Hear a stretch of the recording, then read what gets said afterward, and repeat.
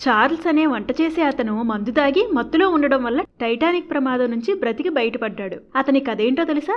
అది 15 April 1912. Titanic మంచుకొండని ఢీకొట్టింది. Charles అనే చీఫ్ కుక్ ఆ శబ్దానికి నిద్రలేచాడు. బయటికి వచ్చి చూస్తే జనాలు అటు ఇటు భయంతో తిరుగుతున్నారు. చార్ల్స్ ప్రతి లైఫ్ బోట్ కి బ్రెడ్ అందించాడు. దీని తర్వాత అతని క్యాబిన్ కి వెళ్లి మందు తాగాడు. మళ్ళీ పైకొచ్చి చూస్తే లైఫ్ బోట్లో కూర్చోవడానికి చాలా మంది ఇష్టపడడం లేదు. అప్పుడు చార్ల్స్ చాలా మంది మహిళలను మరియు పిల్లలను బలవంతంగా లైఫ్ బోట్స్ లో కూర్చోబెట్టాడు. దాని తర్వాత మళ్ళీ క్యాబిన్ కి వచ్చి ఇంకొంచెం మందు తాగాడు. ఇప్పటికి 2 బాటిల్స్ ఖాళీ చేసేశాడు.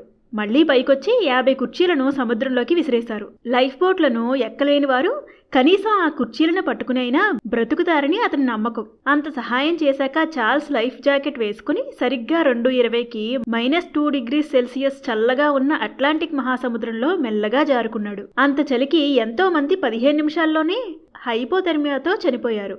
కానీ చార్ల్స్కి అలా జరగలేదు. తాగిన మందు శరీరంలో వేడిని పుట్టించింది. 4 గంటలు సముద్రంలో ఉన్న తరువాత ఒక బోట్ వచ్చి చార్ల్స్ని రక్షించింది.